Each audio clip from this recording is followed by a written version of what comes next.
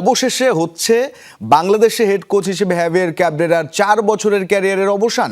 মার্চে সিঙ্গাপুরের বিপক্ষে ম্যাচেই লাল সবুজের হয়ে তার শেষ অ্যাসাইনমেন্ট। হামজা শমীদদের নতুন কোচ খুঁজছে বাফুফে। এরই মধ্যে ইউরোপের অনেক কোচের সিভিও পড়েছে জমা। যমুনা টেলিভিশনকে নিশ্চিত করেছে বাফুফের টেকনিক্যাল কমিটির চেয়ারম্যান কামরুল হাসান হিলটন।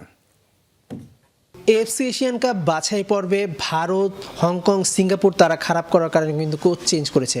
বাংলাদেশও 8 ম্যাচে 4টা ড্র করেছে, 2টাই হেরেছে, 2টায় জয় পেয়েছে। মোটা দাগে পারফরমেন্স কিন্তু আপ টু দ্য মার্ক ছিল না। বাংলাদেশের হেড কোচ হাভিয়ার ক্যাবরেরা পরিবর্তন হচ্ছে কিনা? ইতিমধ্যে কিন্তু আমাদের টিডির কাছে কিন্তু অনেক সিভি জমা পড়েছে। ওয়ার্ল্ডের সব ভালো ভালো মানে কোচের সিভিটা জমা পড়ছে, সেটা দেখছে ম্যানেজমেন্ট, দেখছে। এগুলো বসে হয়তো খুব দ্রুতই সিদ্ধান্ত নেবে।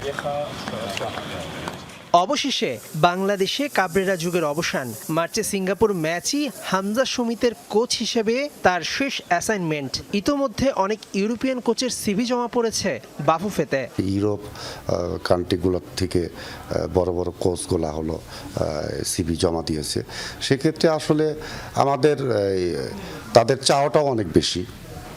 সেক্ষেত্রে সব কিছু মিলেই আমাদের বাংলাদেশের ফুটবল ডেভেলপমেন্টের জন্য কোন ধরনের কোচ আমাদের দরকার, সেটাই আমাদের হলো আলোচনা চলছে এবং হলো আগামীতে সিদ্ধান্ত নেবে। রিপোর্টগুলা টিডির কাছে জমা পড়ে, ওখান থেকে হলো একটা মিটিংয়ের এসব নিয়ে আলোচনা হয়। মেয়াদ থাকা পর্যন্ত, তারপরে হয়তো আমাদের নতুন ভাবনা আছে।